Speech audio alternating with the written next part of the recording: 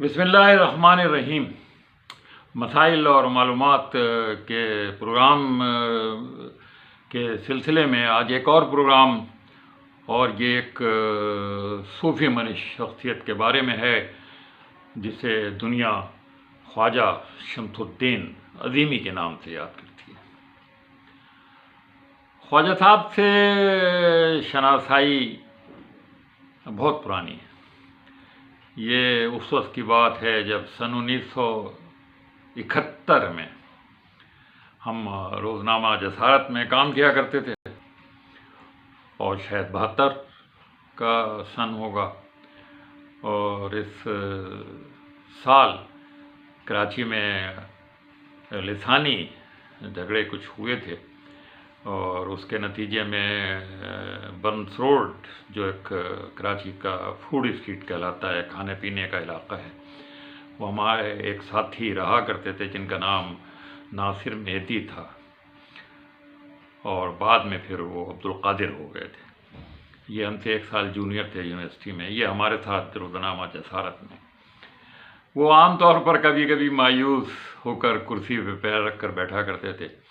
اس دوران ایک فوٹوگرافر نے ان کی تصویر کھینچ لی، اور پھر ساتھیوں کو کچھ مذاق کی سوجی، اور انہوں نے اس تصویر کے نیچے ایک کیپشن لکھا کہ بنس روڈ کا ایک ڈیلی والا اپنی دکان لوٹنے کے بعد اب تھردہ بیٹھا ہوا ہے۔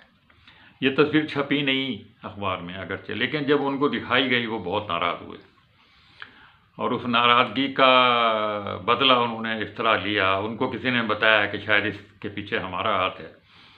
اس کا بدلہ انہوں نے اس طرح لیا کہ خواجہ شمس الدین عظیمی صاحب کا ایک کالم روحانی ڈاک کے نام سے جسارت میں چھپا کرتا تھا۔ یہ ان کی بالکل ابتدائی دنوں کی بات ہے، جب خواجہ صاحب پتہ نہیں کون سی بس میں ناظم آباد سے بیٹھ کر اور صدر سے وہ بس تبدیل کر کے میکلر روڈ پر جنگ کے دفتر کے سامنے اترا کرتے تھے، اور پھر ایک بیگ لے کر جسارت کے دفتر میں آتے تھے۔ اس بیگ میں بے شمار بوتلیں، شیشیاں ہوا کرتی تھیں، عطر کی بھی، اور مختلف پانی مختلف رنگوں کی شیشیوں میں ہوا کرتے تھے۔ اس کے بعد میں آئے گا کہ وہ ان شیشیوں اور ان رنگدار بوتلوں سے کیا کرتے تھے۔ بہرحال وہ جسارت میں ایک کالم لکھا کرتے تھے روحانی ڈاک کے نام سے، اور ان کی بے حد ڈاک آیا کرتی تھی۔ اس ڈاک میں لوگ اپنے اپنے مسائل بیان کیا کرتے تھے۔ تو انہی مسائل کے خطوط کے سلسلے میں ہمارے دوست ناصر مہدی صاحب نے یہ کیا کہ ایک خط ہماری طرف سے فرضی اس میں لکھ دیا۔ اس میں کچھ مسائل بیان کیے گئے، اور پھر اس کا حل دریافت کیا گیا خواجہ صاحب سے۔ اور ہماری شادی اس وقت تک ہوئی نہیں تھی، طے ہو گئی تھی، تو انہوں نے کچھ ایسے مسئلے بیان کر دیے تھے کہ ہماری سسرال والے بھی پڑھ کر ان کو ہنس رہے تھے اور کچھ پریشان ہو رہے تھے۔ بہرحال خواجہ صاحب کو پتہ بھی نہیں تھا کہ یہ کوئی کس انور سعید کا خط ہے۔ انہوں نے اس کا جواب لکھا اور اخبار میں چھپ گیا۔ بہرحال یہ ایک خواجہ صاحب کے کالموں کے حوالے سے ایک بات ہے۔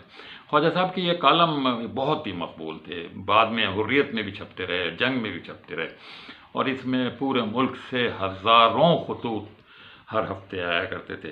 جسارت میں رشید الدین احمد صاحب ہمارے ایک دوست، وہ انچارج ہوتے تھے ضلعی صفحے کے، جہاں وہ کالم چھپتا تھا، اور وہ سارے خطوط ترتیب سے رکھ دیا کرتے تھے۔ جب خواجہ صاحب 10-11 بجے آتے تھے، ان کی خدمت میں پیش کرتے تھے، اور خواجہ صاحب پھر ان کا جواب دیا کرتے تھے، اور بڑے لوگوں کے مسائل بہت اچھے انداز میں، مربیانہ انداز میں، صوفیوں کے انداز میں وہ جواب دیا کرتے تھے۔ اس کے بعد انہوں نے رنگوں سے علاج کا ایک سلسلہ شروع کیا تھا۔ ان کا کہنا تھا کہ مختلف بوتلوں میں، اگر رنگوں کی بوتلوں میں پانی رکھ کر دھوپ میں چھت پر 1 ہفتے تک ان کو یا 10 دن تک رکھا جائے تو مختلف رنگوں کے مختلف اثرات ہوتے ہیں، اور یہ اس علاج سے بھی بہت سے لوگوں نے فائدہ اٹھایا۔ بہرحال خواجہ صاحب بچپن ہی سے کچھ صوفیانہ طبیعت رکھتے تھے۔ خود انہوں نے یہ بتایا کہ انہوں نے اپنی ابتدائی بچپن، ان کا ابتدائی دن ان کے جو ہیں بہت ہی مشقت کے گزرے۔ انہوں نے بڑے سخت کام کیے، بوریاں اٹھائیں، کھلونے بیچے، اور انہوں نے کہنا چاہیے چھری کانٹے بھی ایک زمانے میں بیچے، سبزی بیچی، کپڑے بیچے۔ بہرحال اللہ کا کرنا یہ ہے کہ وہ ایک بڑے صوفی سے اس زمانے کے قلندر شاہ بابا ان سے متاثر ہو گئے، ان کے مرید ہو گئے۔ کراچی میں سخی حسن کے پاس قلندر شاہ کا بابا کا مزار بھی ہے، اور وہ بہت عرصے تک وہیں اپنی خدمات انجام دیتے رہے۔ بعد میں خواجہ صاحب اتنے مشہور ہوئے کہ دنیا بھر سے ان کے پاس میسیجز اور خطوط آنے لگے، اور وہ پھر بہت ہی مربیانہ انداز میں، مشفقانہ انداز میں لوگوں کے مسائل حل کرتے رہے۔ خواجہ صاحب کی زندگی ایک صوفی بزرگ کی زندگی ہے، اور اس زندگی میں وہ ہمیشہ لوگوں کے کام آئے ہیں۔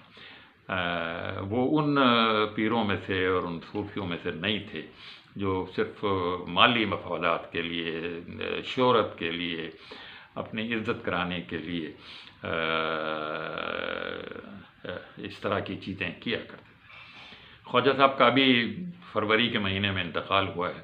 ماشاءاللہ ان کی اس وقت عمر اچھی خاصی تھی کہ 90 سال سے لازماً اوپر۔ بعد میں انہوں نے اپنے سماجی خدمات کا دائرہ بہت زیادہ بڑھا دیا تھا۔ سرجانی ٹاؤن میں انہوں نے ایک بڑا مراقبہ ہال بنایا تھا، اور ایسے مراقبہ ہال شاید پاکستان کے اور شہروں میں بھی انہوں نے بنائے تھے۔ 90 سے زیادہ لائبریریاں انہوں نے قائم کی، اور بہت سارے انہوں نے چھوٹے چھوٹے اسکول جن میں بچے آتے تھے، پڑھتے تھے۔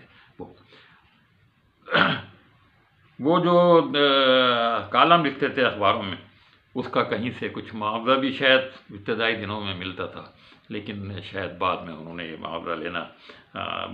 اب اس وقت سرجانی ٹاؤن میں 6 مساجد ان کے ادارے کے زیر تمام، اور ایک ہسپتال ان کے زیر انتظام چل رہا ہے، اور ان کے صاحبزادے جو ہیں وقار یوسف عظیمی روحانی ڈائجسٹ کے نام سے ایک ڈائجسٹ نکالتے ہیں، اور اسی ڈائجسٹ کے حوالے سے وہ council of news paper editors میں برسوں سے کوئی نہ کوئی عہدہ ان کے پاس رہا ہے۔ یہ ایسے صوفی بزرگ تھے جو لوگوں میں تعلیم پھیلانا چاہتے تھے، جو لوگوں میں شعور پھیلانا چاہتے تھے، جو لوگوں میں آگہی ان پیروں، نام نہاد پیروں میں سے نہیں تھے جو صرف پیسہ کمانے کے لیے عجیب غریب حرکات کرتے ہیں، عجیب غریب لوگوں کو جادو اور اس طرح کی چیزیں سکھاتے ہیں، عجیب و غریب تعبیر دیتے ہیں۔ یہ بہت ہی سلجھے ہوئے، بہت ہی پڑھے لکھے، بہت ہی اللہ تعالیٰ ان کو بریق رحمت کرے۔ خواجہ صاحب کے علاوہ اور بھی کئی شخصیات اس پورے عرصے میں اس جہان فانی سے کوچ کر گئیں۔ اللہ تعالیٰ سے دعا ہے کہ ان سب کو اپنے جوار رحمت میں جگہ دے، اور جو انہوں نے خیر کے کام کیے ہیں، ان خیر کے کاموں کو بڑھا چڑھا کر ان کو تیرے پاس، اللہ تعالیٰ کے پاس کسی چیز کی کمی نہیں ہے۔ امید ہے کہ اللہ تعالیٰ ان سب کی کوششوں پر ان کو زیادہ سے زیادہ۔ انور سعید کو اجازت دیجیے، اللہ حافظ۔